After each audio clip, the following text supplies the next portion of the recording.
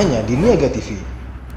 Jaringan TV satelit, YouTube, website, dan jaringan sosial media. Dan Niaga TV Group, laku, sukses, berkah.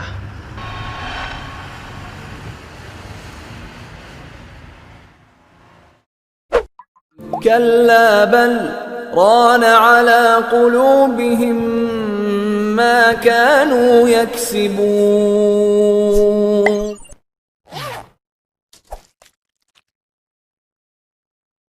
بسم الله الرحمن الرحيم. السلام عليكم ورحمة الله وبركاته. إن الحمد لله نحمده ونستعينه ونستغفره ونعوذ بالله من شرور أنفسنا وسيئات أعمالنا. من يهده الله فلا مضل له ومن يضلل فلا هادي له. أشهد أن لا إله إلا الله وحده لا شريك له وأشهد أن محمدا عبده ورسوله لا نبي بعده. أما بعد. Para pemirsa Niaga TV rahimakumullah, puji syukur kita panjatkan kehadirat Allah Subhanahu wa taala yang masih memberikan kita semua begitu banyak kenikmatan, baik itu nikmat iman, Islam, begitupun nikmat sehat wal afiat, sehingga di pagi yang berbahagia ini kita kembali dipertemukan oleh Allah Subhanahu wa taala dalam rubrik Noda Hitam. Salawat beriring salam tentunya tidak lupa kita sampaikan kepada suri tauladan kita, baginda Rasulullah Muhammad sallallahu alaihi wasallam. Mudah-mudahan kita istiqamah mengikuti beliau dan mudah-mudahan kelak kita mendapatkan syafaat dari Nabi Muhammad sallallahu alaihi wasallam. Tema kita hari ini, kita akan bahas hukum minuman khamar atau hukum minum khamar. Khamar tentunya kalau bahasa kita biasa disebut minuman keras, yaitu setiap minuman yang memabukkan atau segala sesuatu yang menyebabkan tertutupnya akal dikarenakan mabuk. Ya, khamar ini ma'asyiral muslimin termasuk perkara yang diharamkan oleh syariat Allah Subhanahu wa taala. Para ulama sepakat atau telah berijma' bahwasanya minuman keras atau dalam bahasa Al-Quran disebut dengan khamr adalah sesuatu yang haram, adalah sesuatu yang terlarang. Siapa saja yang meminumnya, maka sungguh dia telah melakukan perbuatan kabirah minal kabair, telah melakukan dosa besar di antara dosa-dosa besar yang diharamkan oleh Allah Subhanahu wa taala. Terkait dengan hal ini ma'asyiral muslimin, Allah Subhanahu wa taala berfirman di dalam surat Al-Maidah ayat 90 sampai dengan 91. Allah Subhanahu wa taala berfirman, "Ya ayyuhalladzina amanu," kata Allah, wahai orang-orang yang beriman, innamal khamru wal maisir wal ansab wal azlam rijsum min amali syaitan fajtanibuhu la'allakum tuflihun.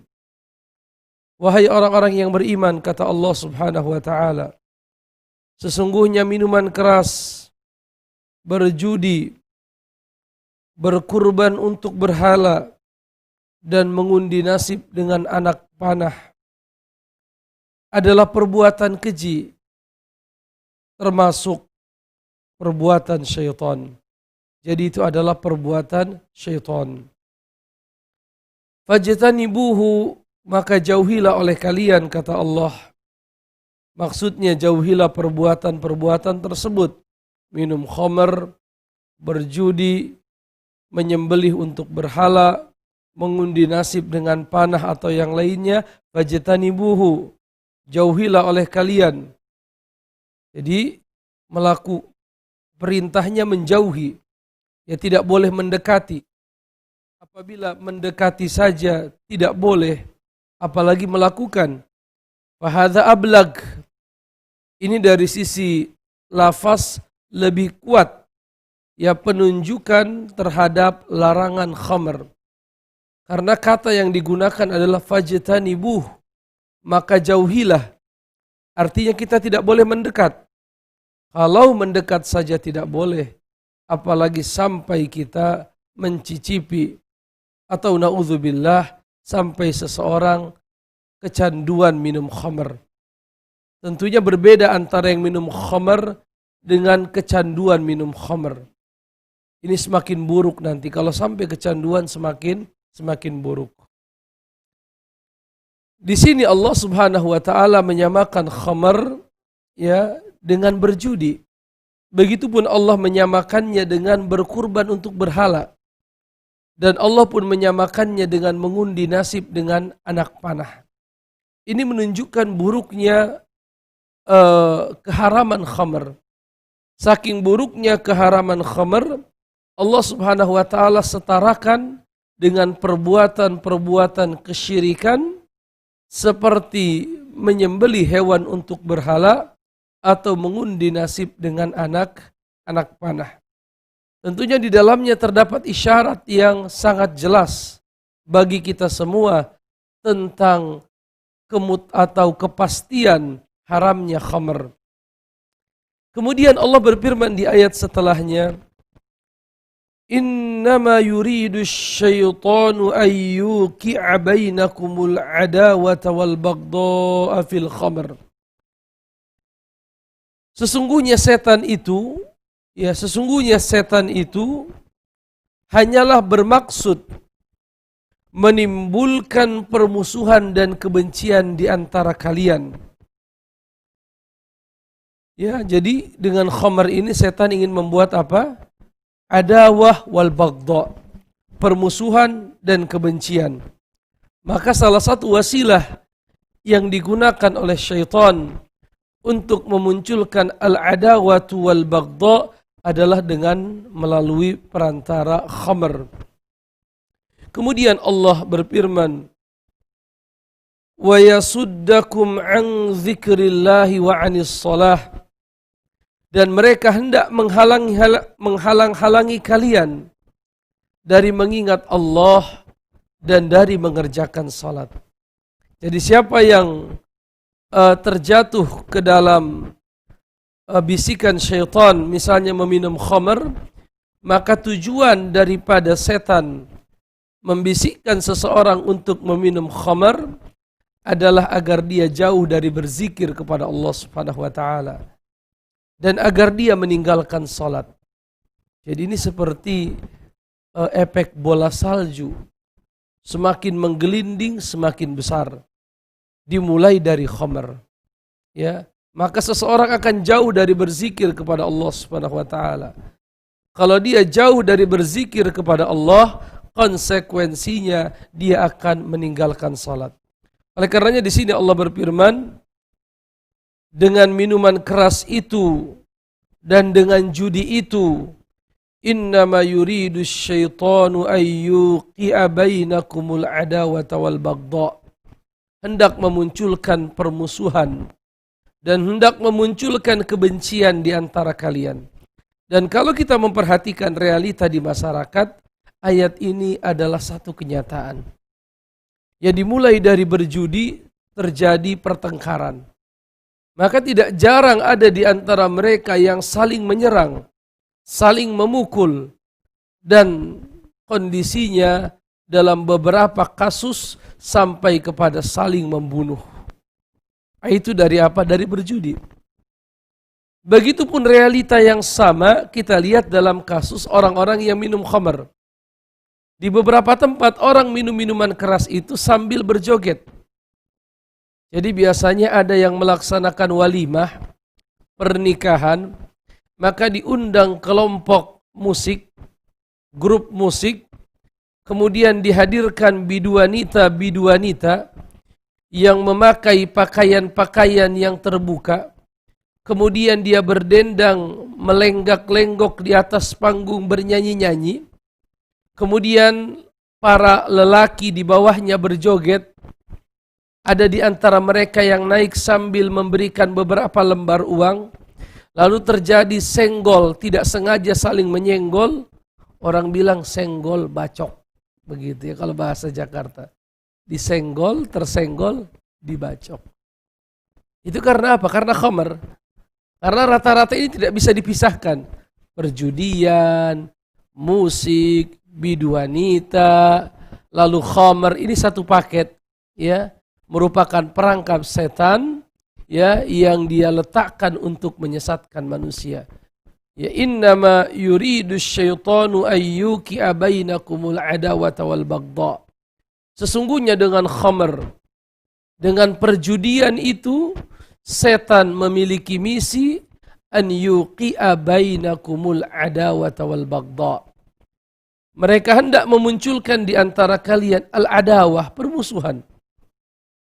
Melalui keduanya, melalui khamr dan berjudi. Wal baghdha, dan kebencian. Bukan sampai di situ saja. Ya, kita akan dijatuhkan oleh setan dengan khamr tersebut ke dalam perbuatan maksiat. Di waktu yang sama, kita akan dijauhkan dari ketaatan. Oleh karenanya Allah katakan, wa yasuddakum an dzikrillahi wa anis shalah. Dan juga mereka hendak menjauhkan kalian dari berzikir kepada Allah dan dari salat. Fahal antum muntahun? Maka tidaklah kamu mau berhenti, kata Allah Subhanahu wa taala. Jadi dua misi yang dibawa oleh syaitan, ya, melalui perantara khamr. Yang pertama adalah menjatuhkan manusia ke dalam permusuhan dan kebencian. Oh, ini target mereka. Dalam hadis dikatakan, sesungguhnya syaitan, inna syaitana qad ya'isa an yu'bad fi jaziratil Arab. Sesungguhnya syaitan itu telah berputus asa untuk disembah di jazirah Arab. Tetapi mereka tidak putus asa untuk melakukan tahrish, untuk memecah belah kaum muslimin, memunculkan permusuhan dan kebencian. Salah satu wasilahnya, salah satu jalannya adalah dengan tersebarnya khamar. Ini misi yang pertama. Dan ini misi yang besar, misi yang luar biasa bagi mereka. Apa itu? Yuqi'a bainakumul adawat wal baghdha. Memunculkan permusuhan dan kebencian di antara manusia. Yang kedua, misi mereka adalah wa yasuddakum an dzikrillahi wa anis shalah. Dan mereka hendak apa? Mereka hendak menghalangi kalian, mencegah kalian dari mengingat Allah dan dari melaksanakan salat. Fahal antum muntahun, kata Allah, maka tidaklah kamu mau berhenti dari berjudi, mau berhenti dari minum khamr. Dalam riwayat yang sahih ma'asyiral muslimin, Al-Imam Al-Bukhari dan Imam Muslim meriwayatkan dari sahabat yang mulia Ibnu Umar radhiyallahu taala anhuma, bahwasanya Rasulullah alaihi salatu wassalam bersabda, man syaribal khamr fid dunya, barang siapa yang meminum khamr di dunia, thumma lam yatub, kemudian dia belum sempat bertobat lalu meninggal, hurimaha fil akhirah, maka ia tidak akan mendapatkannya kelak di akhirat. Artinya dia akan diharamkan dari mendapatkan salah satu kenikmatan kelak di surga Allah Subhanahu wa ta'ala. Dalam riwayat yang lain ma'asyiral muslimin, Imam Muslim meriwayatkan dalam sebuah hadis, kullu muskirin khamrun, setiap yang memabukkan itu adalah khamr. Wa kullu muskirin haram, dan setiap yang memabukkan itu adalah haram. Wa man syaribal khamra fid dunya famata wa huwa yudminuha, dan barang siapa yang meminum khamr atau minuman keras di dunia, kemudian dia meninggal, sedangkan dia adalah seorang pecandu minuman keras, ya, dan dia tidak sempat bertobat, lam yashrabha fil akhirah, maka ia tidak akan meminumnya nanti di akhirat. Hadis riwayat Imam Muslim. Dalam riwayat yang lain, ma'asyiral muslimin, sahabat Jabir bin Abdullah radhiyallahu taala anhuma berkata bahwasanya seorang laki-laki datang dari Jaishan, yaitu negeri Yaman, ya, satu negeri di Yaman. Nabi Muhammad sallallahu alaihi wasallam tentang hukum minuman yang terbuat dari jagung. Jadi di tempatnya dia tinggal di Jaishan ada minuman yang terbuat dari jagung yang sering mereka minum di negeri mereka. Minuman tersebut bernama mirz. Minumannya bernama mirz. Lalu Nabi pun bertanya sallallahu alaihi wasallam, apakah minuman itu memabukkan? Kata beliau sallallahu alaihi wasallam, lelaki itu menjawab, benar ya Rasulullah.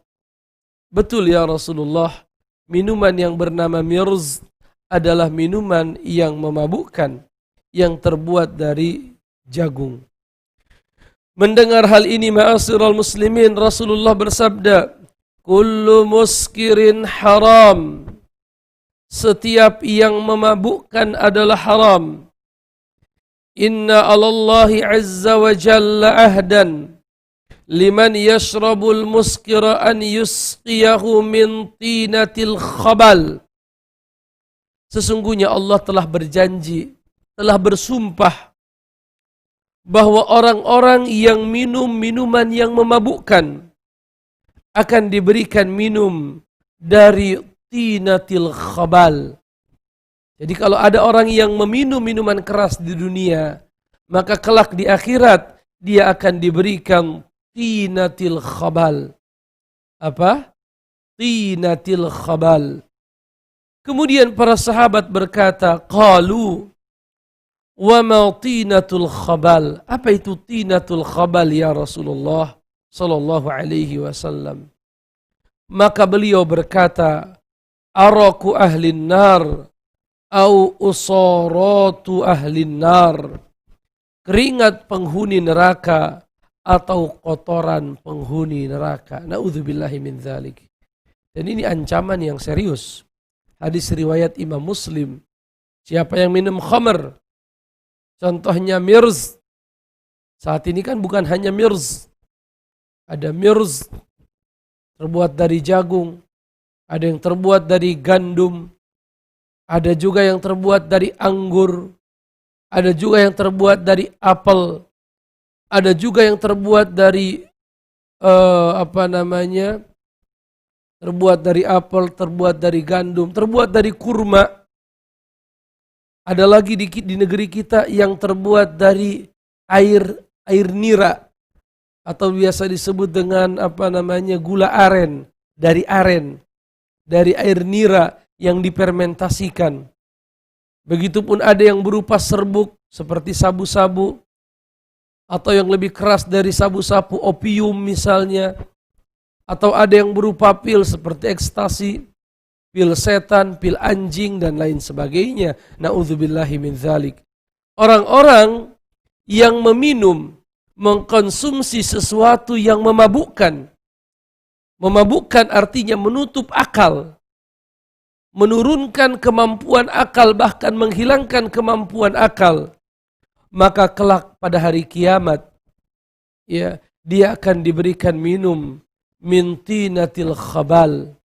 Para sahabat bertanya, wa ma huwa tinatul khabal ya Rasulullah? Apa itu tinatul khabal ya Rasulullah? Maka beliau berkata, minuman yang diambil dari arak au usaratu ahlin nar. Diambil dari keringat atau kotoran penghuni neraka. Na'udzubillahi min zalik. Ya, oleh karenanya kalau kita membaca kitab-kitab para ulama, mereka memasukkan di antara maqasidus syariah. Syariah ini datang untuk tujuan-tujuan yang agung. Di antara tujuan tersebut adalah al-hifazu alal aql, untuk menjaga akal manusia. selain untuk menjaga agama. Lalu syariat pun datang untuk menjaga an-nafs. Nafs, yaitu jiwa, nyawa manusia. Syariat pun datang untuk menjaga akal manusia. Syariat datang untuk menjaga nasab, kehormatan manusia. Diharamkan berzina. Begitupun syariat datang untuk menjaga akal manusia.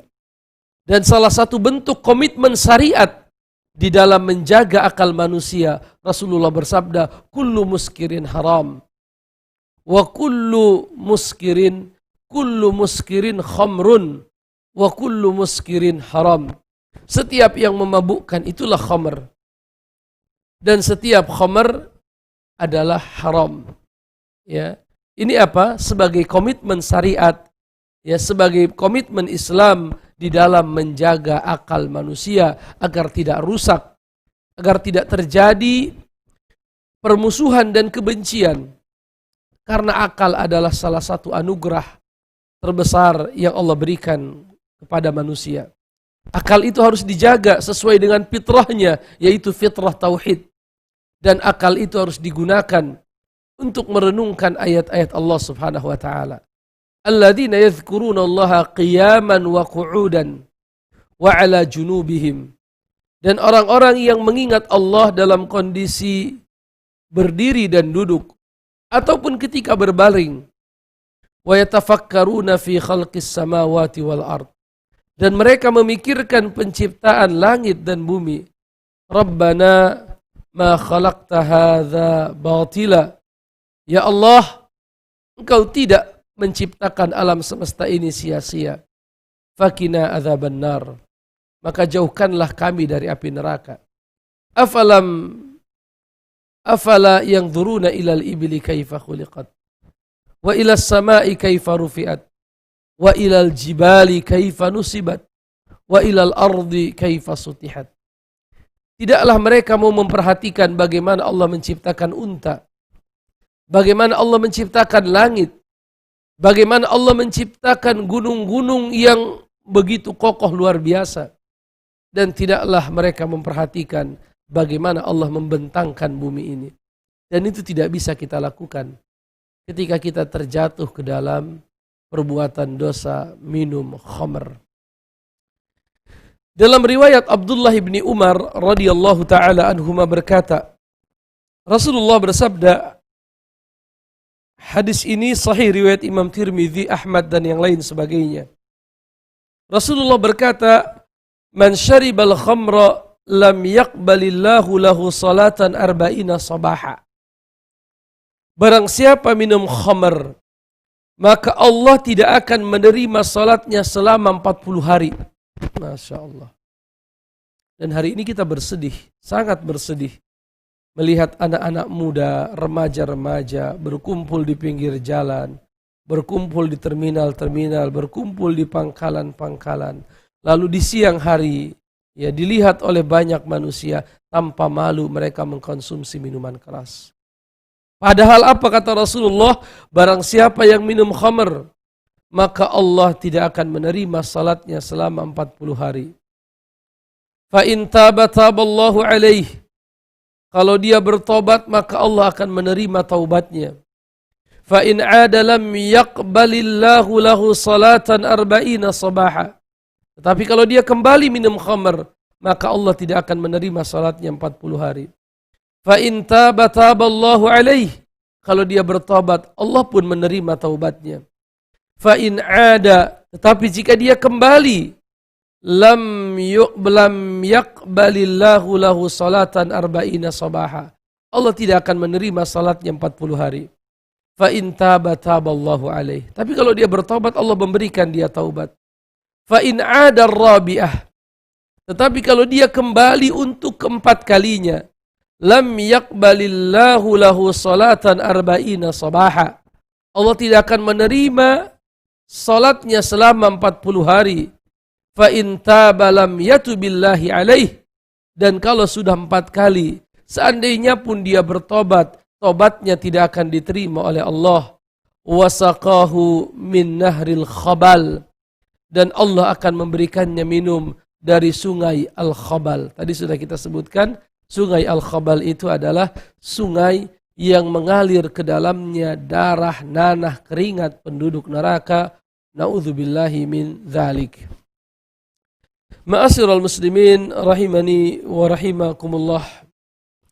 Dalam riwayat Imam Ahmad, Ibnu Hibban, Al-Hakim, At-Tabarani dan lain sebagainya, dari sahabat yang mulia Ibnu Abbas radhiyallahu taala anhuma, beliau berkata, aku pernah mendengar Rasulullah alaihi salatu wassalam bersabda, atani Jibril faqal. Rasulullah berkata, satu ketika datang kepadaku malaikat Jibril, kemudian berkata, ya Muhammad, inna Allah azza wa jal qad la'ana al-khamr. Kata Jibril kepada Nabi Muhammad, sesungguhnya Allah telah melaknat yang namanya khamr. Wa asiraha, dan Allah melaknat orang yang memeras untuk membuat khamr. Jadi anggur dikumpulkan, diperas pakai kain, air anggurnya dijadikan khamr. Allah melaknat orang yang memeras. Wa mu'tasiraha, ya, dan Allah melaknat orang yang meminta diperas. Allah pun melaknat orang yang meminumnya. Allah pun melaknat orang yang membawa. Masya Allah. Jadi bekerja di pabrik minuman keras sebagai supir truk yang membawa minuman keras. Dia tidak minum, tetapi dia ta'awun alal ismi wal udwan. Tolong menolong dalam dosa dan permusuhan. Dilaknat oleh Allah subhanahu wa ta'ala. Wal mahmulata ilaih, dan Allah pun melaknat pembelinya, penjualnya, orang yang menuangkannya ke gelas, semua walaupun dia tidak minum. Apa namanya, bartender atau apa namanya ya. Jadi kerja di bir, di tempat apa namanya klub malam, dia tidak minum minuman keras. Tapi dia menuangkan minuman keras kepada para pelanggannya. Semuanya dilaknat oleh Allah subhanahu wa ta'ala. Saking apanya? Saking besarnya dosa meminum khamr. Dan yang seperti ini miripnya dengan apa? Dengan riba. Riba kan seperti itu. Yang menjadi saksi, yang menulis, yang meminjam, yang meminjamkan. Semuanya terkena laknat. Na'udzubillahi min dzalik. Dalam riwayat yang lain, hadis ini adalah hadis yang sahih sebagaimana disebutkan dalam kitab As-Sahihah dari Ibnu Abbas bahwasanya Rasulullah bersabda, mudminul khamri in mata laqiyallah ka'abidi wathanin. Apabila pecandu khamr meninggal, ia akan menemui Allah seperti penyembah berhala. Na'udzubillahi min dzalik, ma'asyiral muslimin. Peminum khamr apabila dia meninggal lalu dia kembali kepada Allah, maka dia datang kelak di hadapan Allah ka'abidi wathan, seperti penyembah berhala. Ini luar biasa, hati-hati. Ya, ku anfusakum wa ahlikum nara. Jaga dirimu dan keluargamu dari api neraka. Dalam riwayat yang lain Ibnu Abbas meriwayatkan bahwasanya Rasulullah bersabda, al-khamru ummul fawahish. Khamr itu adalah induk dari segala kekejian. Wa akbarul kabair, dan dosa besar yang paling besar. Man syaribaha waqa'a ala ummihi wa khalatihi wa ammatihi. Barang siapa yang meminumnya, berarti dia telah berbuat zina terhadap ibu dan bibi-bibinya. Kalau riba, itu seperti berzinah dengan ibunya. Tapi khamr seperti berzinah dengan ibu dan bibi-bibinya. Dan Rasul memberikan gelar khamr ini apa? Ummul fawahish. Induknya perbuatan keji. Jadi ada orang disebutkan disuruh memilih antara mencuri, berzinah, membunuh atau minum khamr. Mencuri, berzinah, membunuh atau minum khamr. Dia katakan mencuri, ada orang yang aku zalimi, aku tidak mau. Berzinah ini perbuatan yang buruk dan ini pun menzalimi. Lalu yang ketiga, membunuh, tentunya ini perbuatan yang paling buruk. Maka dia memilih yang paling ringan. Apa yang menurut dia paling ringan? Menurut dia yang paling ringan itu adalah minum khamr.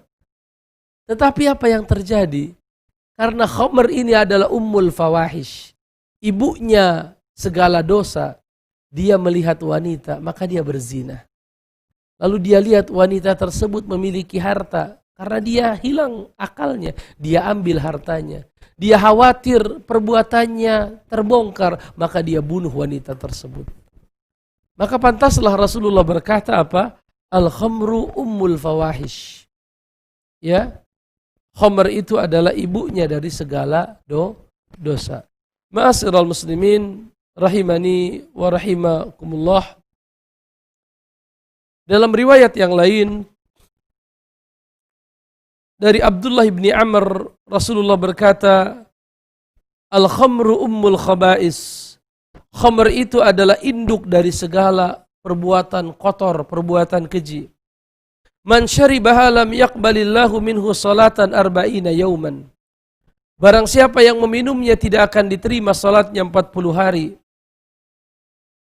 Dan barang siapa yang meninggal dalam kondisi di perutnya masih ada khamr. Banyak hari ini kita lihat ya, anak-anak muda yang kumpul, minum minuman keras, minum minuman oplosan, meninggal berjamaah. Barang siapa yang meninggal di perutnya masih ada khamr, mata maitatan jahiliyah. Maka orang itu mati dalam kondisi jahiliyah. Nauzubillahi min dzalik.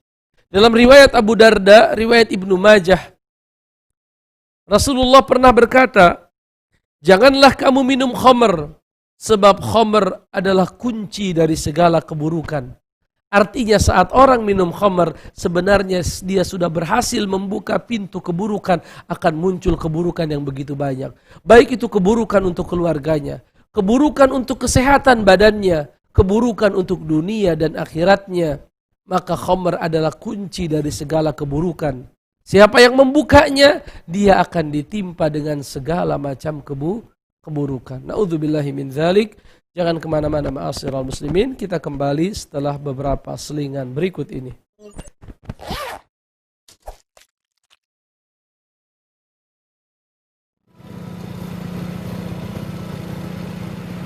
Namaku Andri.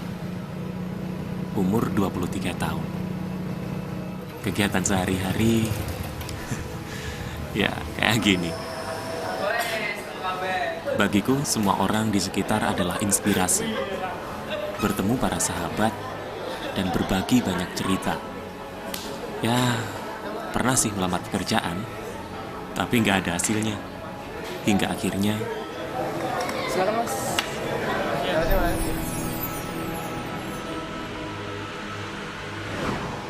sebagai generasi milenial, aku selalu ingin mencoba sesuatu yang baru.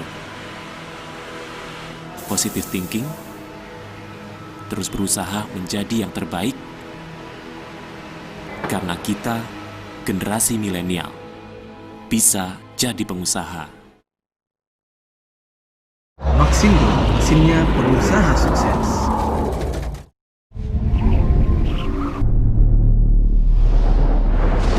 Telah melayani dan membantu lebih dari 60.000 pengusaha, UMKM, dan masyarakat. Toko mesin Maxindo sudah menjadi produk kebanggaan Indonesia untuk memperlancar dan memudahkan para pengusaha, UMKM, dan masyarakat.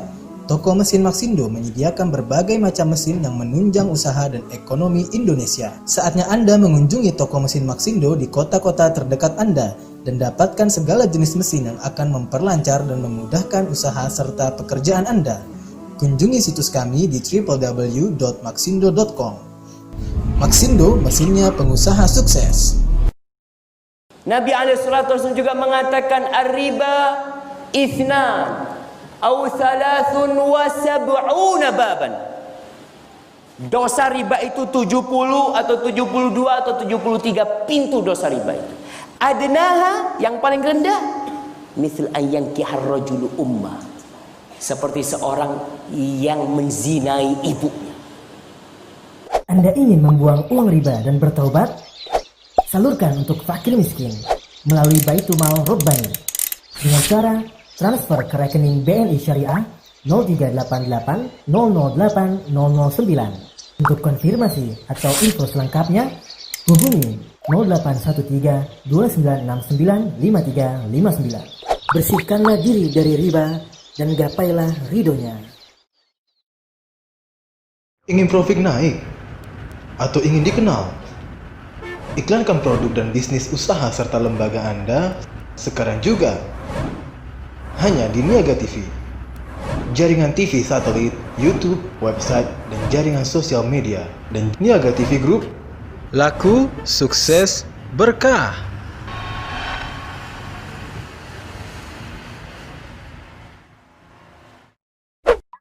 كلا بل ران على قلوبهم ما كانوا يكسبون.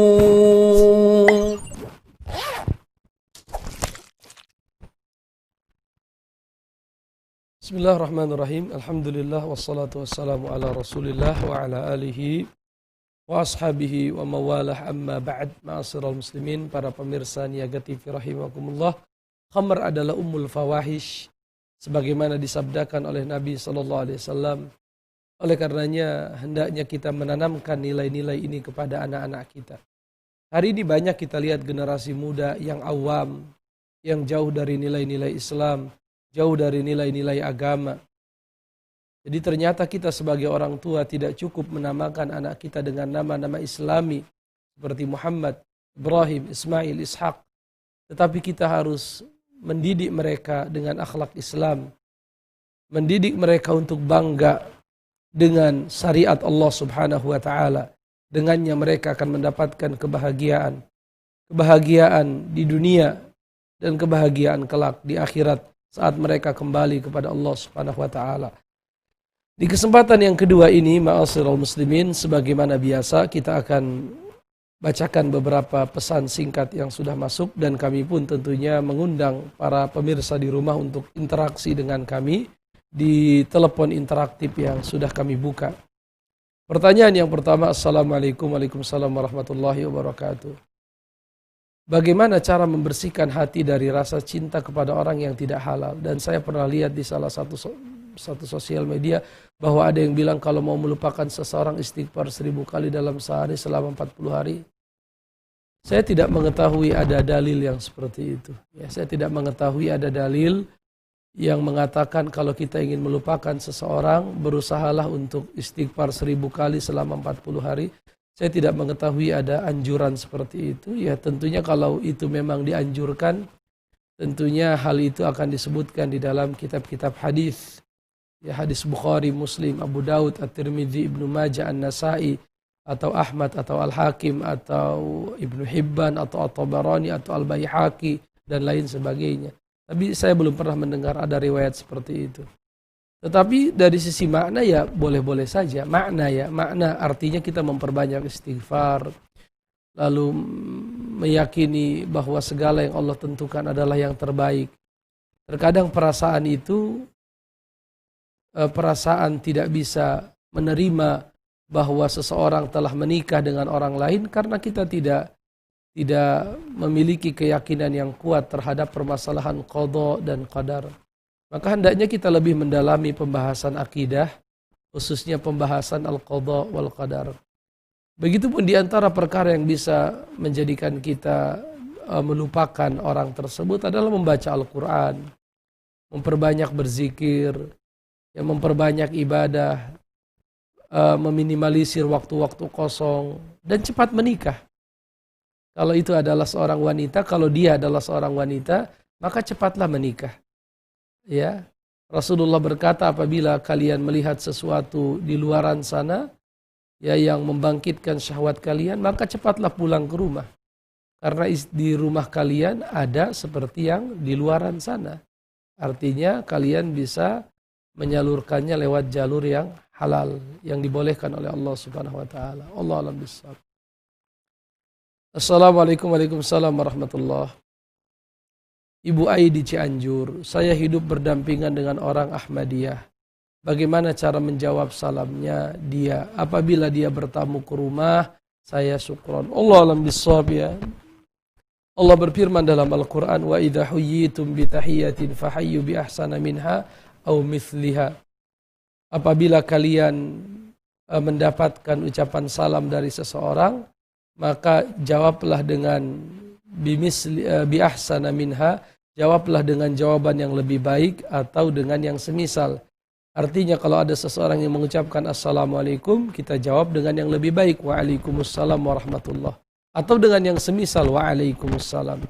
Hanya saja Ahmadiyah sebagaimana dijelaskan oleh para ulama Islam, pengikut Mirza Ghulam Ahmad yang mengaku sebagai nabi setelah Nabi Muhammad, yang berasal dari Qadianiyah, ya Qadian di India, adalah aliran yang menyimpang, aliran sesat yang telah dipatwakan murtad keluar dari Islam oleh para ulama, baik itu di konferensi negara-negara Islam atau di komisi-komisi fatwa dunia. Mereka sudah diponis bukan bagian dari kaum muslimin. Oleh karenanya hukum asalnya kita tidak mengucapkan salam kepada mereka. Karena ucapan assalamualaikum warahmatullah adalah ucapan salam untuk kaum muslimin. Ucapan salam untuk kaum muslimin. Adapun mereka, ya mereka bukan bagian dari kaum muslimin karena mereka pertama meyakini adanya nabi setelah Nabi Muhammad SAW, dan yang kedua mereka memiliki kitab selain Al-Quran. Saya pernah baca kitabnya, cukup tebal, namanya At-Tazkirah. At-Tazkirah ini sebenarnya kalau kita buka, itu ayat Al-Quran yang diacak-acak oleh mereka. Dinodai oleh mereka. Karena mereka acak-acak. Ayat ini ditempel ke sana, ditempel kemari, diacak-acak oleh mereka agar sesuai dengan doktrin-doktrin mereka. Oleh karenanya kita tidak mengucapkan salam kepada mereka. Kalaupun mereka mendahului kita mengucapkan salam, ya kita katakan waalaikumsalam. Cukup begitu saja. Allah alam bissawab. Ada Pak Saifullah di Lampung, coba kita angkat. Assalamualaikum. Waalaikumsalam warahmatullahi wabarakatuh, Ustaz. Silahkan Pak. Kalau Ustaz mau bertanya nih Pak Ustaz, tentang melanjutkan pertanyaan kemarin nih Pak Ustaz. Gimana nih Pak Ustaz tentang seorang yang berjanji gitu Pak Ustaz, nggak mau diupah gitu Pak Ustaz, tapi setelah beberapa hari itu dikasih uang terus diambil gitu Pak Ustaz. Dan itu lupa nih seorang yang menerima uang ini bahwa dia pas waktu ngomong itu pakai demi Allah atau enggak itu Pak Ustaz. Agak ragu gitu Pak Ustaz. Apa hukum asalnya gimana itu Pak Ustaz? Jadi itu bisa dia gunakan nggak uangnya itu Pak Ustaz? Baik. Dan yang kedua nih Pak Ustaz, gimana tentang membayar sumpah itu Pak Ustaz, tentang ngasih makan 10 orang itu. Kalau kita ngasih nasi uduk 10 bungkus itu sudah termasuk nggak itu Pak Ustaz? Baik. Itu aja Pak Ustaz. Jazakallah khair. Assalamualaikum warahmatullahi wabarakatuh. Allah alam bisawab. Ya, hukum asalnya orang Indonesia itu berbicara tanpa bersumpah. Tanpa bersumpah, maka dikembalikan saja ke hukum asal bahwa kita tidak biasa bersumpah. Dan bersumpah itu sesuatu yang hanya muncul ketika kita ingin menegaskan sesuatu. Maka kembalikan ke hukum asal bahwa dalam percakapan sehari-hari tidak menggunakan sumpah. Itu yang pertama.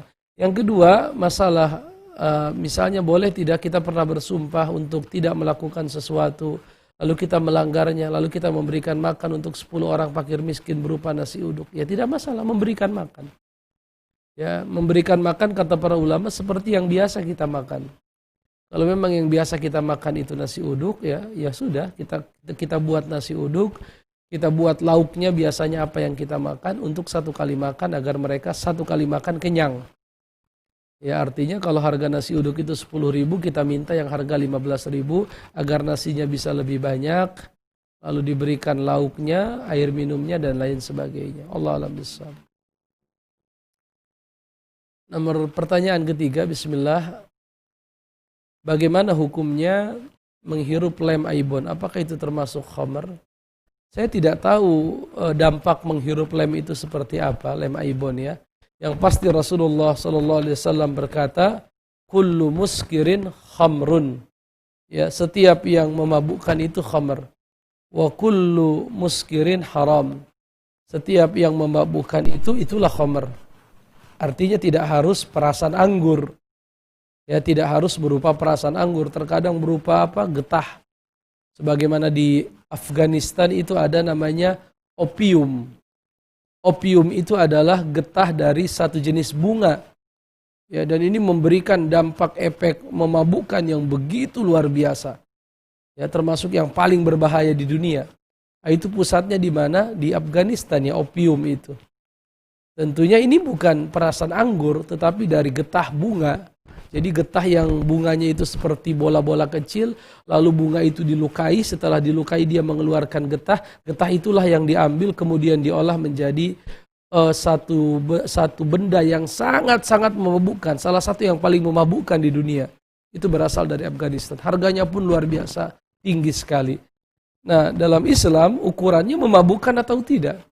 Dalam kasus lem aibon ini saya tidak tahu apakah dia memabukkan atau tidak. Tapi kalau dia memabukkan ya berarti menghirupnya adalah menghirup khomer. Ya. Tinggal memabukkan atau tidak. Ini harus ada penelitian ilmiah tentang hal ini. Allah a'lam bishawab. Assalamualaikum, Abu Naf'an, silahkan. Assalamualaikum warahmatullahi wabarakatuh. Baik, silahkan Abu Naf'an.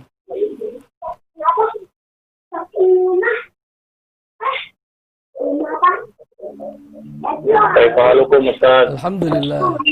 Suara Abu Naf'an sepertinya tertumpuk dengan suara yang lain. Insyaallah. Ini Pak Ustaz mau Anda tanyakan tadi mengenai pembahasan tentang orang yang minum khamar dia bertobat, diampuni dia bertobat, diampuni sampai ke 4 kali, tidak ada tobat baginya. Nah ini bagaimana dengan apa yang Allah katakan dalam surat Az-Zumar ya, bahwa jangan berputus asa bahwa Allah akan mengampuni seluruh dosa, seperti itu. Yang Anda tanyakan yang pertama. Yang kedua, Pak Ustaz, mengenai masalah nazar, ini ada titipan pertanyaan.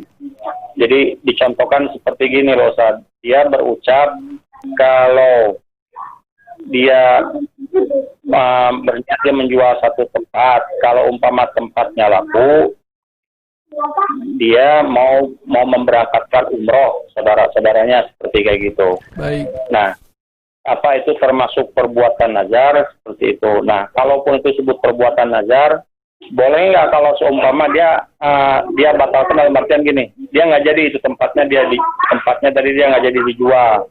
Nah, itu gimana penjelasannya Pak Ustaz? Apa tetap mesti bayar kafarat? Apa seperti gimana? Itu aja mungkin Pak Ustaz. Jazakallahu khair. Assalamualaikum warahmatullahi wabarakatuh.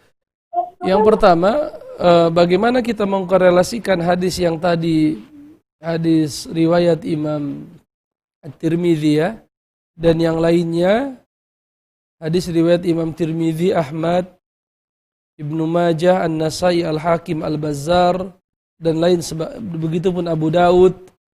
Ya, bagaimana kita mengkorelasikannya dengan hadis ayat Al-Quran misalnya kulli ibadiyalladzina asrafu ala anfusihim la taqnatu min rahmatillah. Katakanlah kepada hamba-hambaku yang melampaui batas, janganlah mereka putus asa dari rahmat Allah. Innallaha yaghfirudz dzunuba jami'a.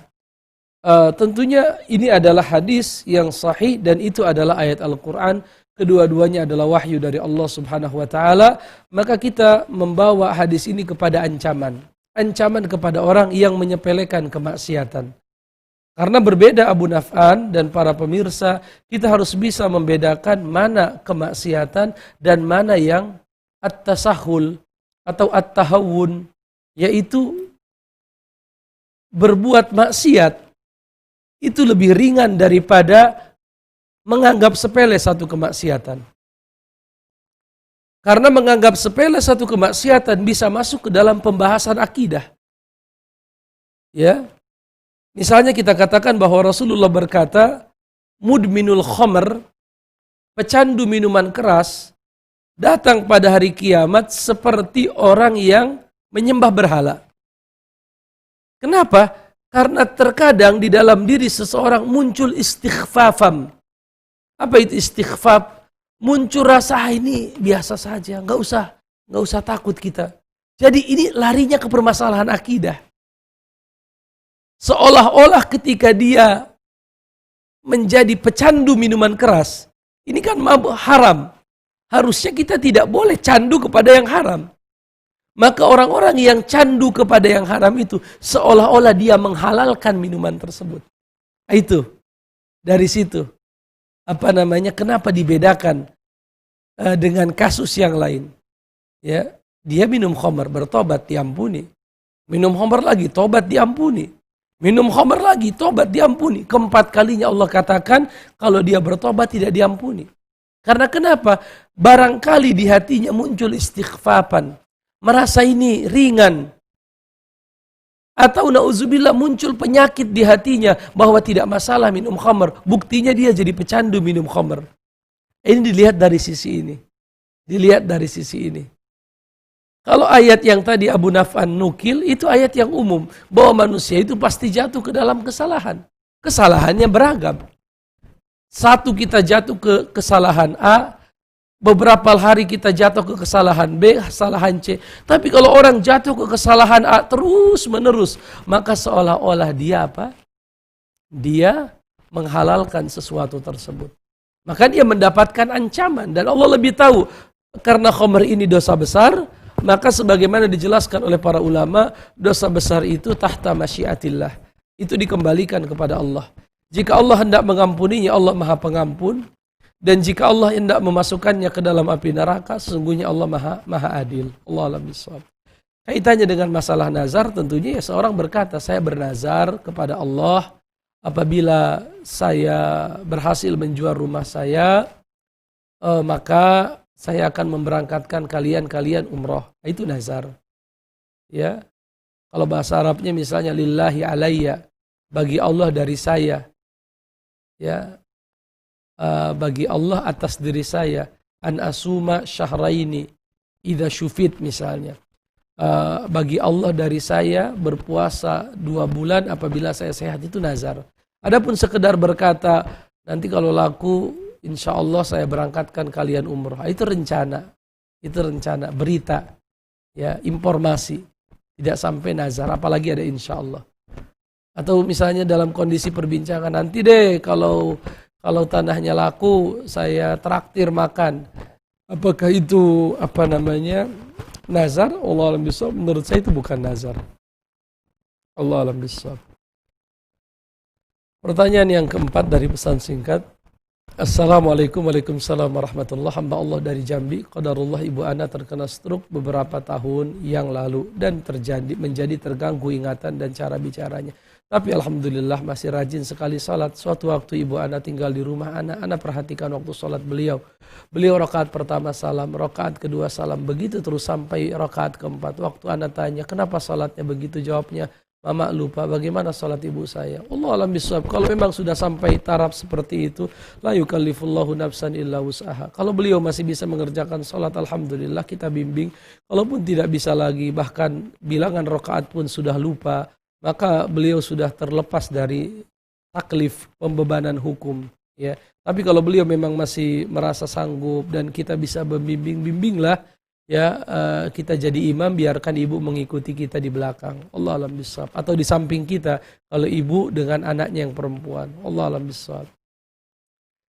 Pertanyaan yang kelima. Assalamualaikum waalaikumsalam warahmatullah. Kalau tobat dari perbuatan maksiat, minum khamar, berjudi, kita tobatnya digabung satu doa, apakah boleh? Tidak masalah. Kita berdoa, ya Allah, saya dahulu pernah minum khamar, ya Allah, bersihkan bekas-bekasnya dari tubuh saya, ya Allah.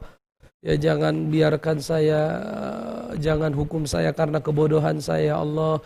Begitupun saya pernah bermain. Tidak masalah, satu kali bertobat kita memohon beberapa ampunan kepada Allah Subhanahu wa ta'ala. Allah berfirman dalam Al-Quran, "Wa tubu ilallahi jami'an ayyuhal mu'minuna la'allakum tuflihun." Bertobatlah kalian semua wahai orang-orang mukmin agar kalian beruntung. Allah alam bisawab. Ada Ibu Aliyah di Padang, coba kita angkat. Assalamualaikum. Assalamualaikum, Ustaz. Waalaikumsalam warahmatullah. Silakan Ibu Aliyah. Ya, begini Ustaz, 5 tahun yang lalu keluarga kan berwakaf di sama suatu lembaga Islam. Jadi waktu itu perjanjiannya segala sesuatu biaya ditanggung oleh pihak lembaga tersebut, karena memang pihak tersebut menginginkan atas nama pimpinan lembaga itu gitu, atas nama pribadi beliau dengan memberikan nanti pernyataan bahwa itu memang ikrar wakaf yang diberikan oleh keluarga kami. Tapi setelah 5 tahun Ustaz, karena tidak dimanfaatkan, maka keluarga bersepakat untuk ini memindahkan nazirnya, Ustadz. Tapi bagi yang pihak yang pimpinan itu mengatakan bahwa kami mengambil itu untuk kepentingan kami, menuduh kami seperti itu. Tapi demi Allah, Ustadz, kami tidak melakukan hal itu. Dan mereka tetap kekeh kalau ikrah wakaf tidak boleh dilakukan di Kemenak. Tapi kami yang di keluarga memang pengen ini di ikrah wakaf dilakukan di Kemenak, mengantisipasi ada fitnah-fitnah belakangannya gitu. Apakah kalau seandainya kami pindahkan nazir itu ke pihak lain, apakah kami berdosa, Ustaz? Sementara yang pihak yang lembaga ini menginginkan bahwa tanah tersebut dihibahkan menjadi atas nama pimpinan lembaga tersebut, Ustaz. Baik. Jazakallahu khair, Ustaz, atas jawabannya. Assalamualaikum warahmatullahi wabarakatuh. Yang pertama tentunya yang harus kita pahami juga masalah tadi. Kenapa harus atas nama pribadi? Sedangkan wakaf itu atas nama kaum muslimin. Kalau penanggung jawabnya iya. Penanggung jawabnya boleh kita tentukan si A atau si B. Tapi kalau ini dijadikan wakaf atas nama si A, sertifikat tanah atas nama si A, tentunya ini tidak sesuai dengan ketentuan. Bahwa wakaf itu, kalaupun dibuat sertifikat, itu wakaf untuk kaum muslimin. Walaupun memang ada penanggung jawabnya, nazirnya misalnya, si A, si B, si C misalnya. Kan itu lain cerita. Itu yang pertama.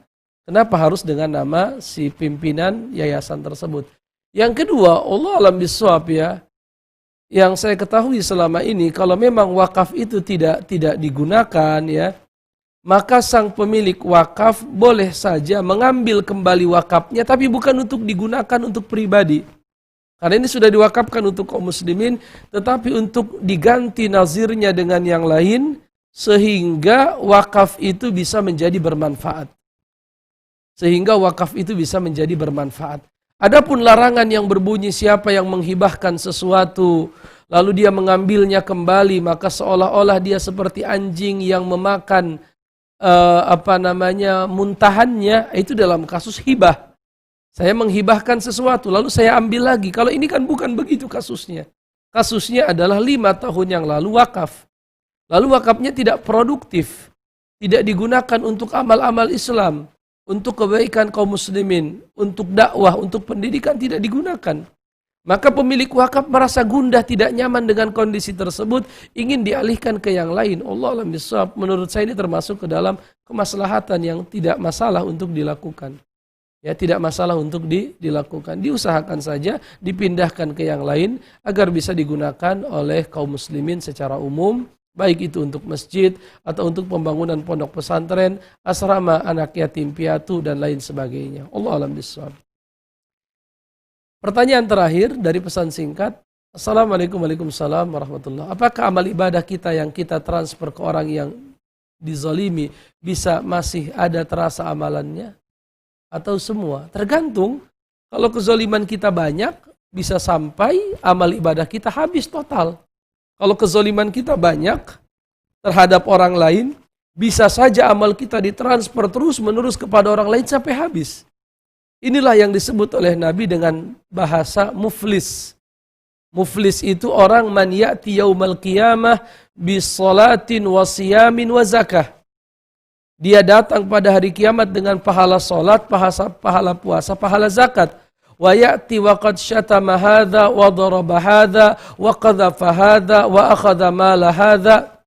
Tetapi sayangnya dia datang dalam kondisi pernah memukul si fulan, menumpahkan darah si fulan, memfitnah si fulan, ia mengambil hak si fulan, maka diambillah dari pahala orang yang zalim ini kepada orang-orang yang terzalimi, sampai ketika habis pahalanya, kata Nabi, diambil dari orang-orang yang terzalimi dosa yang pernah mereka lakukan, ditimpa kepada orang yang zalim, sehingga orang yang zalim yang tadinya datang dengan pahala yang besar ini, turiha finnar, dilemparkan ke dalam api neraka. Na'udzubillahi min dzalik. Ini yang bisa kita bahas. Kita bertemu lagi insya Allah di hari Senin. Mudah-mudahan Allah memberikan kita pahala dari apa yang kita lakukan beberapa hari ini. Dan mudah-mudahan Allah memberikan kita ilmu yang bermanfaat dan istiqamah di dalam menuntut ilmu. Subhanakallahumma bihamdika asyhadu an la ilaha illa anta astaghfiruka wa atubu ilaik. Assalamualaikum warahmatullahi wabarakatuh.